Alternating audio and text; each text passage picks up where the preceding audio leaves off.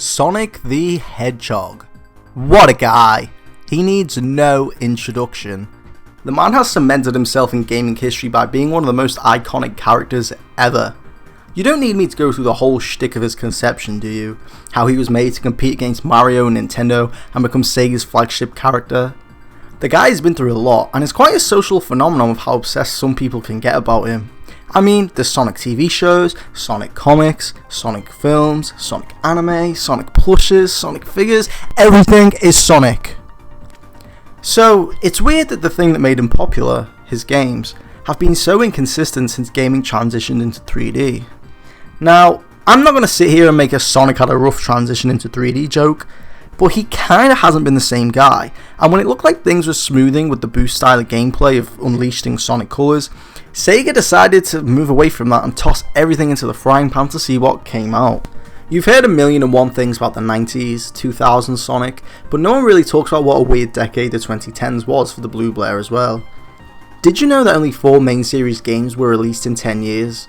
It might seem like a decent amount, but one came out in 2010 and another in 2011, and the other two were in 2013 and 2017. There's a big gap in between games, and with Sonic Lost World being Wii exclusive, did you know that if you had a PlayStation or Xbox, you would have only got 2 3D Sonic games in 10 years? You also would have had to wait 7 years to play the next Sonic game after Generations. That's insane, especially because Forces is only about 3 to 4 hours long. In this series of videos, I'm going to be covering the home console games. There's only one game from the last decade that is exclusive to handheld, that being Sonic Boom Fire and Ice, so you're not missing anything by me not including it. There's no point in me talking about the handheld versions of games like Sonic Colors on the DS or Generations on the 3DS, simply because they're not important. I'm saving myself time, but I'm also saving you time. I'll mention them if they're relevant, but I won't be going into any depth. Also, I'm not going to be covering any spin-offs, simply because that would take far too long and they're not relevant. Well, maybe they are relevant. I mean, Sonic Boom was a pretty big deal, but I've never played that game. I don't own that game. I don't have a power cable for my Wii U. It's just vanished into thin air. And I also don't have a capture card for consoles. I've recorded everything on my PC. But don't worry, I have played these games on consoles as well, like Sonic Colors on the Wii. I do own that on the Wii. I've played it on the Wii. But the footage in these series videos will be from an emulator, just so you know. But I didn't think it would be ethical for me to play Sonic Boom on an emulator where it might be improved, and for me to not mention any of the technical faults that game has, so for that reason I've just left it out. Maybe in the future I'll visit it, but not right now. But the main games I'm talking about when I say spin-offs are like the All-Star Racing games, the Mario and Sonic games, and Sonic Free Riders. They're the only spin-offs to be released on consoles the last decade. Yeah, it's been a pretty dead 10 years to be a Sonic fan, to be honest. So, the 2010s are a weird time for Sonic, filled with more experimentation, less playstyles, a lacking amount of spin-offs, less characters, more TV shows, more films. It's weird, okay? So let's recap the decade with the first game that released.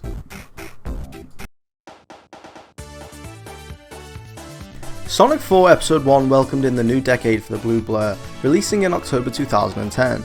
To be honest, the game summarises everything wrong about Sonic's past 12 years through its nostalgia-pandering mediocre gameplay and its whole existence, to be blunt about it. I understand that having a new 2D Sonic game on console is a good idea on paper, but they set themselves up for failure with the way they went about it. Coming off the back of Sonic Unleashed, Sega thought it would be a good idea to have Dimps, the team responsible for the 2D Sonic handheld games such as the Advance and the Rush series, create a sequel for the much beloved Sonic 3 and Knuckles. Sega brand manager at the time, Ken Barlow, stated that Sonic 4 was created due to long-time fans requesting to return to classic Sonic gameplay, completely ignoring the fact that 2D Sonic had existed on handheld devices for years. While Barlow states the game was made due to fan requests, if you dig deeper into the history of the development, it's clear it was made with one idea in mind: banking off the booming smartphone market. Sonic 4 was initially going to be smartphone exclusive, titled Sonic the Portable, which you can still see signs of in Casino Street Zone. It was going to take advantage of the gyroscope features found on these devices, which is blatantly obvious if you've ever played this game and put up with all the gimmicks in the levels. My best guess is, they changed the name to Sonic 4 to make more money, and upon realising the fan outcry that would ensue if it remained smartphone exclusive, they then decided to port it to other devices. Only 2 people who worked on the classic titles also worked on Sonic 4. Takashi Iizuka and Jun Sonoe. Iizuka took on the producer role, and Jun Sonoe you might know from a little band called Crush 40.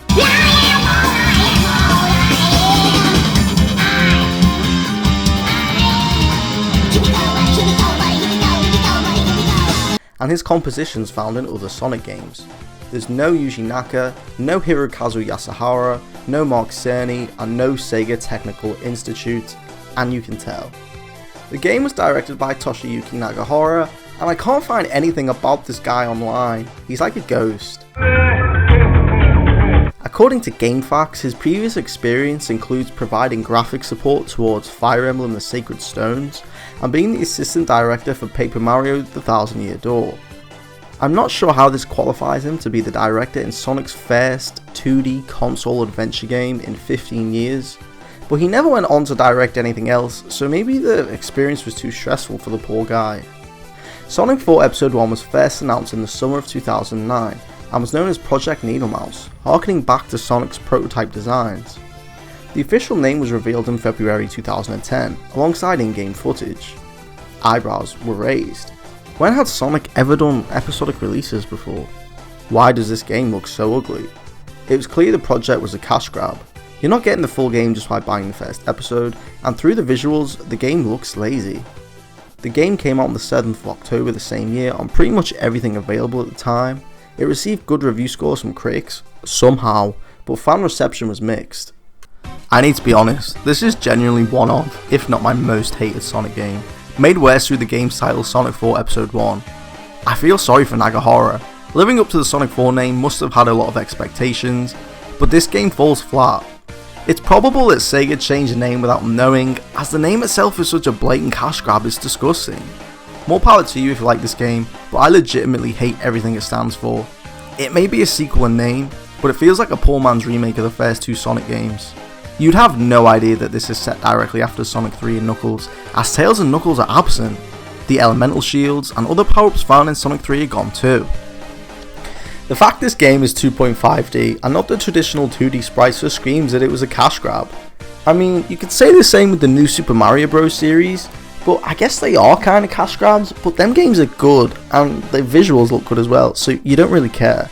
But here, if you're not going to take the time to make the games look like those before it, what's the point in branding it as Sonic 4? Sonic Advance looks like Sonic 4 more than this game, and 12 years later with the release of Sonic Mania, I can't help but think that this is an embarrassing excuse of Sonic 4. I guess the argument could be that they did this to appeal to modern fans as well. After all, Sonic has his 3D design alongside the homing attack. But look at something that's stylized like Sonic Rush. That game works and looks better given the DS's limitations. What's this game's excuse? The homing attack is something you will abuse to get any sort of speed. The spin dash here is pathetically pointless. Due to the awful physics engine, it feels nearly impossible to gain any sort of momentum using it. When you go up slopes, you can feel the game pushing against you, and when you fall off ledges, you come to a complete stop and lose all traction. It's probably why boosts and springs are everywhere in this game. They knew the spin dash was useless and tried to circumvent that through other means. All this does is take control away from the player and makes the game feel lifeless. It's boring to play, and with the homing attack, enemies are useless and don't offer a challenge. They may as well all have the same character model, because besides splices, they all feel pointless and don't really get in the way.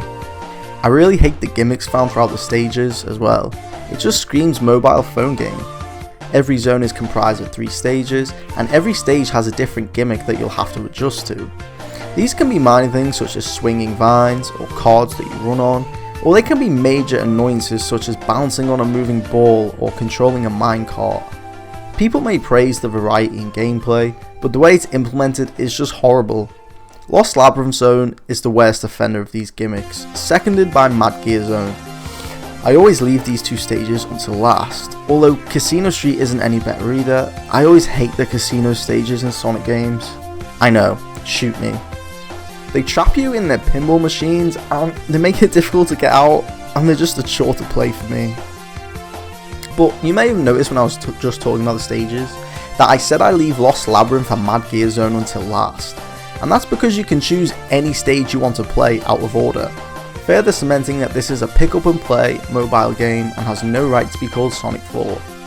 This means you could play Splash Hill Zone Act 2 and then move on to Lost Labyrinth Act 1 and then go back to Splash Hill Act 3, completely removing any sense of flow between the levels. Found within these levels are special stages. By collecting 50 rings, reaching the goal ring, and jumping through a giant teleporting ring, Sonic will find himself in the special stages reminiscent of those in his very first game. I think it's clear here that their attention was solely on being a mobile game, as it's plain as day that these special stages are only here to incorporate the gyroscope found within smartphones.